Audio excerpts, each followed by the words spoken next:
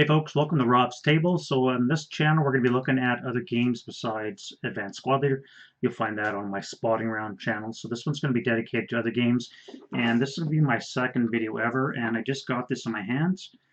Command Colors Napoleonics. Now I've never done Napoleonics of any kind, so this is definitely going to be interesting. And judging from the weight of this box, it's probably on the order of 6 to 8 pounds kind of thing. Lets you play 15 Napoleonic battles, France versus Britain. So let's break this open and then we'll see what's inside it. All right, so here we have, again, the Command Colors, Napoleonics. This one here is GMT Games 2023, and the painting is by Pierre Benigni, typical Napoleonic French cavalry. And let's look at the back. It's quite thick. We're looking at about probably a good 2-inch box. As I said before, it's quite hefty for what you're going to get. So this box contains the 15 Napoleonic battles, of which we can now be in command. Looks like we're going to have French, British, and Portugal. I've never played any Napoleonics, like I said, so this is definitely going to be a first one for me.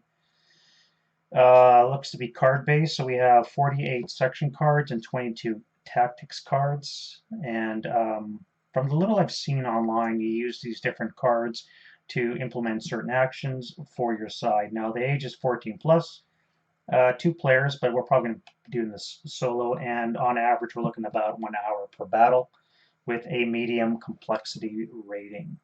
Now, it doesn't have solitaire suitability, but all I've seen online, and which is only looking at about 3 or 4 videos, is everyone I've seen me played solitaire-wise. So I assume there's going to be that kind of functionality available. Inside, we're looking at a mounted battlefield game board. So this would be a hardstock mounted map sheet as opposed to just your typical paper map. We have 5 sheets containing 56 double-sided terrain tiles with 2 infantry and square tracks, and infantry square counters and victory banner counters. As well, we have 70 command cards and 6 block and dice label sheets. I'm not sure what that reference to. We'll find out when we open it up. We have 6 player reference cards and 1 rulebook, 8 battle dice, and then 340 blocks representing various units. Designed by Richard Borg. And yeah, 2023. So let's crack the cellophane off it, and we'll see what we're looking at. Great, nice solid fit with a bit of vacuum sealing, filled right up to the brim with goodness, which is again always a good sign. Hopefully there's not too much in the way of wasted space. So what do we have here? We have rules of play, we have scenarios. These are the stickers for the counters, as well as we have some formation cards and some terrain that looks to be overlays for some of the certain scenarios that are going to be played. Looks like we've got 4 terrain overlays, as well as the 1 formation sheet. Now these are range fire. We're going to go into more of these as we get into it, so I just want to see generally what's here and a list of all the cards. Right, so this big monster is going to be our map, which we'll look at separately, and then we'll see what's under the little cover here. So these are, again, all our blocks. We have some more colorful baggies for you to sort out all your counters, and these are the blank looking blocks, which we'll have to put the stickers on, I assume, to represent the different figures. Now we've also got 8 dice included with it, all representing different things. Looks to be cavalry symbols, infantry symbols, cannon symbols, combat, and looks like capture banners or that kind of thing. And then of course we have our playing cards. So let's look at all these components separately. Right, so first things first, we'll look at the rules of play. Again, this is 4th edition, designed by Richard Borg. Fairly thin, it's not quite newsprint quality paper, but it's not semi-gloss or anything like that, so it's going to be should handle your fingerprint stains quite good. Obviously, you don't have too many Cheetos while you're playing this game. From what I gathered, again, from watching those couple of videos, is there's really not It's not overly complex, as it says right here. It seemed to be fairly straightforward, and all this map board, as we're going to see, it's fairly small compared to most hex encounter games. This one's 13 hexes wide by 9 hexes deep. So the command cards, which we're going to look at, determine what orders you can give your units. Command cards are used to order your troops to move, battle, or do something special. Um, the dice themselves, I assume, are used with some kind of combat reference table to give you results. All right, so these are examples of what the units look like. So it's going to be a lot of paste and stick. I don't know if I'm going to do this one physically or if I'm going to do it on Vassal. There is a Vassal module for it that I've already seen. I think that is more than sufficient. I really don't know if I'm up to uh, covering up 340 blocks with the various counter sheets that come with it. All right, so set up a game turn sequence, fairly typical. You have a command phase where you play one of your cards. You have your orders phase where you announce anything that's going to be doing that, and then you have your movement phase followed by combat, and then you draw a new command card, and that would end your turn. Then it's, I assume it's an I go, you go kind of situation. So it goes through quite detailed on how to lay a command card, what it tells you that you can do. Usually it dictates the number of units or leaders ordered for that turn, and which section of the battlefield they must belong.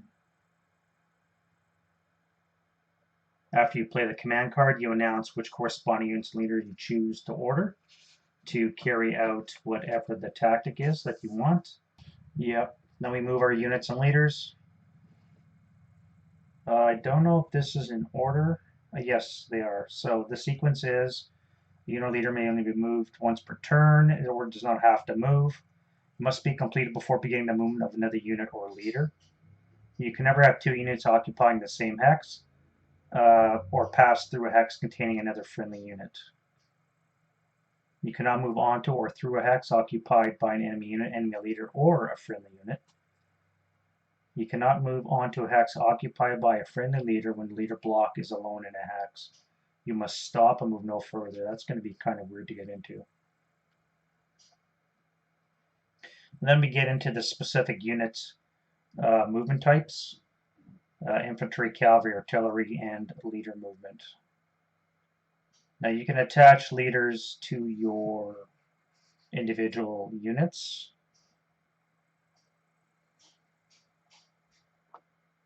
And you can also detach them and move them elsewhere. So it looks like leadership is going to play an important part in this, which makes sense.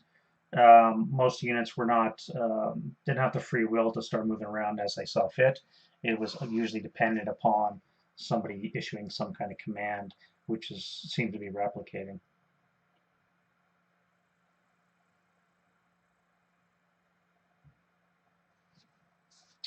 When we get into combat, we have different ranges: foot artillery and horse artillery. So the foot artillery can target an enemy unit 5 or fewer hexes away, subject to line of sight. Horse artillery, which has not moved, can target an enemy unit 4 or fewer hexes away. And if you move your horse artillery unit 1 hex, you cannot fire at the fort's range, so you're limited to 3 hexes if you move 1 hex. And if you move 2 or more, then you may not use your artillery.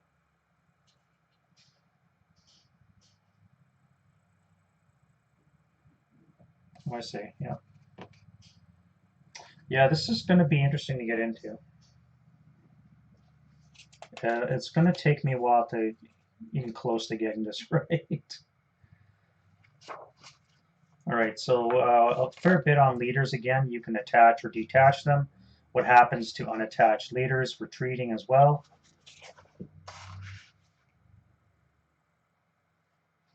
And then we have end of turn and or end of game as you go through it. So what else we got? Some Napoleonic tactics and actions. So these are suggestions, I guess, on how to use the various things that come in the box and how to set them up, etc.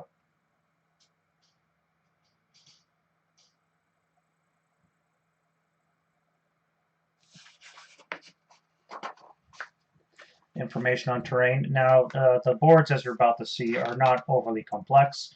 Again, these units are not going to be fighting in the middle of a forest. It's typically going to be large plains, sloping hills, that kind of thing, where most attacks will be occurring for obvious reasons. You'll have features on your left and right. Usually will anchor your lines, but generally it's going to be wide open in front of you, maybe over a river, that kind of thing, but it should not be fairly dense in the middle. All right, so then we have our command cards, which is 48 section cards and 22 tactic cards. So the section cards are used to order units in a specific section of the battlefield to move and or battle. These cards indicate which section of the battlefield you may order units or leaders, and how many units or leaders you may order. When it comes to the tactic cards, these allow ordered units to move and or battle in ways not normally allowed in the basic rules. For example, you can do bayonet charges or do bombard with your artillery, or even a cavalry charge, etc.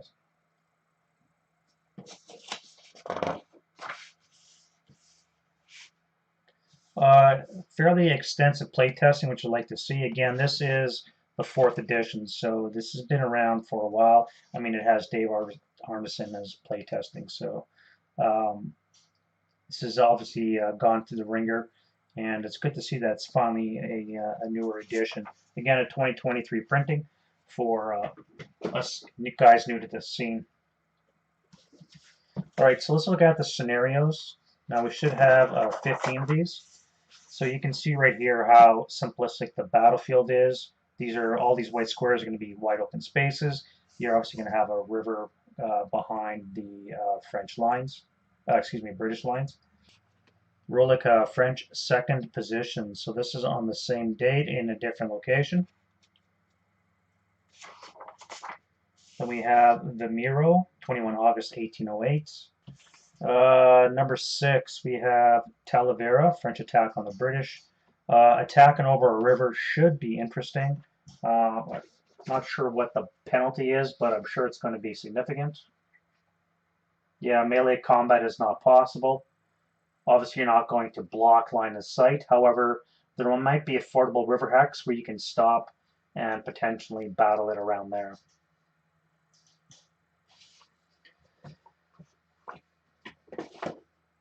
So this one definitely looks interesting. Again, fighting over a river is never a good thing.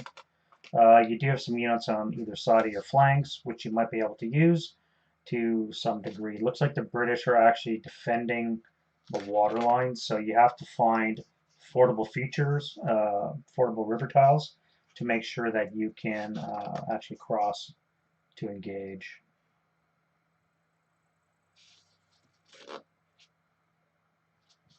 River Coa, 24 July 1810. Rainier's Assault, September 27 September 1810. You have Wellington versus Messina, the French commander. And the stream on the left flank of the French is fordable.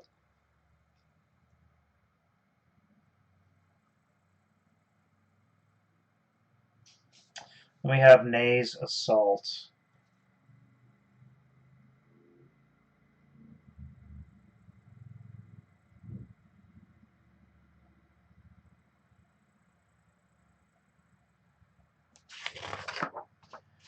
Combat at Regina, 12 March 1811.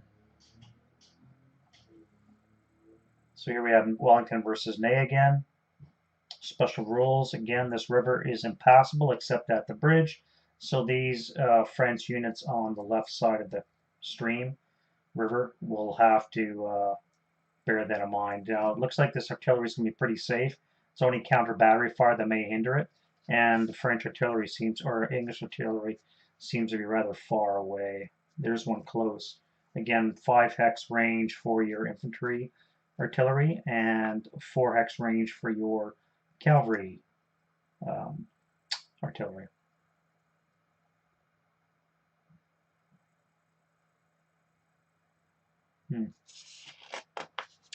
Salamanca, 22 July 1812. Once more, we have Wellington in charge on the British side, and we have Marmont and Clausset on the French side.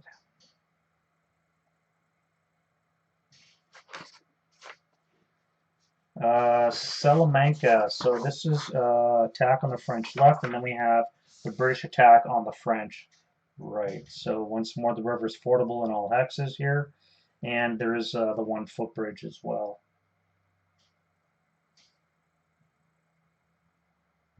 Looks like to be very shallow, fordable river because normally you stop when you enter those locations. However, in this case, you're not hindered by moving into the river hex.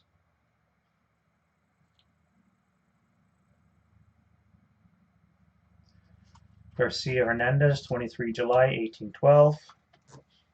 We have Bach versus Foy. And this is going to be quite interesting. British cavalry charge against French linemen.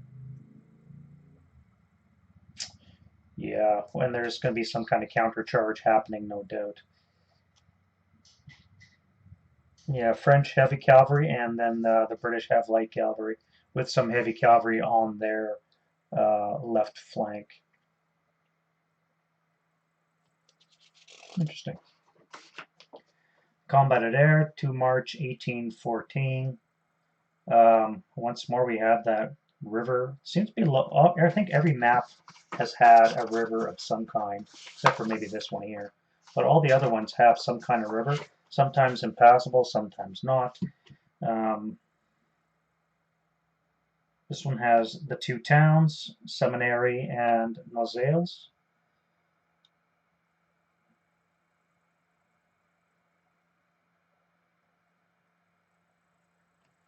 So it's a capture the flag kind of scenario for the British. And then Contrebas, 16 June 1815, Wellington versus Ney again. And looks like the British are a combination of Portuguese, Hanover, and Dutch units, as well as British. Once more, we have a stream in the way. The entire stream is fordable. Makes you wonder why they put it in.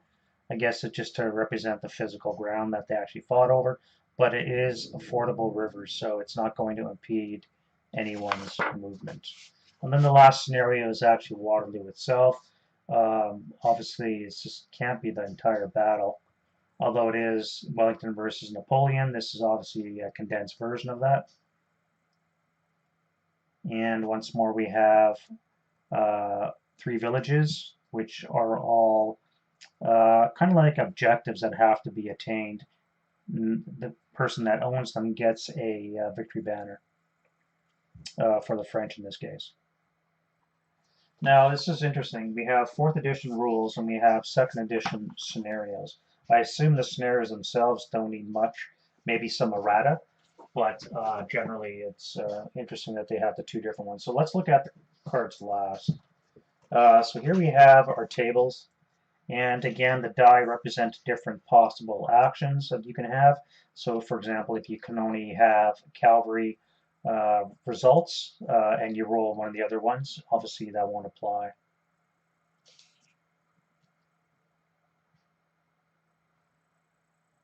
And of course, there's always modifiers depending on what's going on. Cuirassier units ignore 1 hit from infantry, for example, for note 3.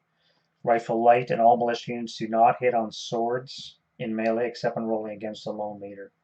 So if you have the cross swords and you're a rifle light or a militia unit, will not hit.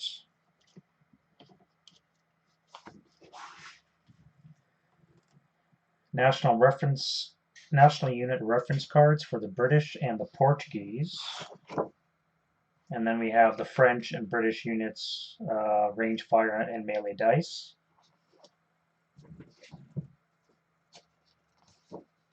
And on the other card, we have national reference for the French infantry units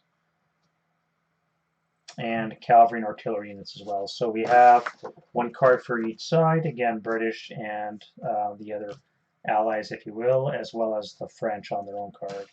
All right, so we have 2 train tile effects chart, both are the same, 1 for each player. Again, details what you can and cannot do based on the various kinds of terrain. And then we have the section cards.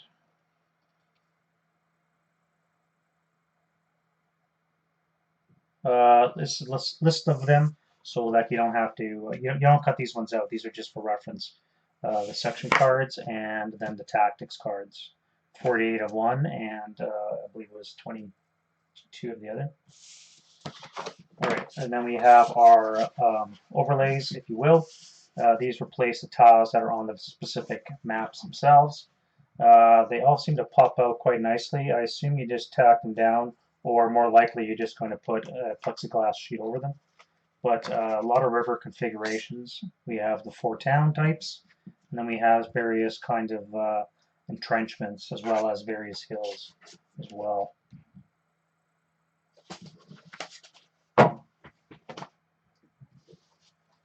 All right, and then we have a lot of sheets which are all have to be peeled off and applied to the blocks to be used. So I'm not sure, as I said, if I'm going to do this physically. This, not to lie, is going to be a lot of work. I'm probably more apt just to play it on Vassal rather than go through the process of that. So I may or may not even break out the counties. All right, so this is the map board. As you can see, it's hard mounted. Again, you take your overlays, you just put them down where they are required. Again, you're going to have a sheet of plexiglass more than likely over this if you use the physical components. Once more, I'm going to be using Vassal, I think. Just while I don't mind, and I actually prefer moving counters, it's going to be quite involved making sure all the stickers get down, and then truthfully, there's other things I'd rather be doing, like playing the game than setting up the counters. I suppose it's the equivalent of clipping.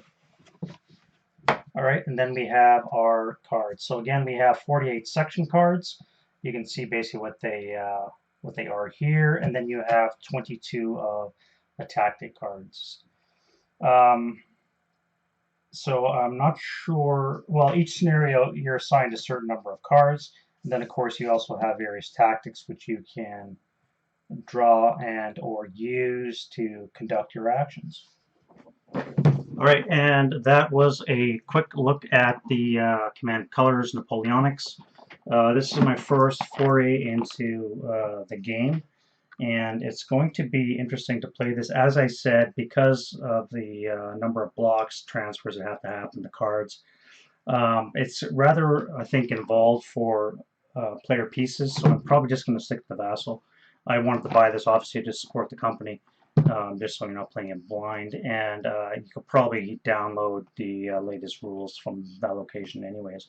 So I'm quite pleased to have this. Got it on Amazon, arrived within 2 or 3 days, so I'm glad GMT is selling through them. I wish more resellers, or I should say third parties, would use that route. It's just so much convenient to use Amazon. Yeah, again, there's a lot of weight to this. Most of it's probably the wood blocks that you're using, but for like a 2-inch box, maybe 3-inch box, you're getting a lot of bang for your buck, and you can play 15 Napoleonic battles.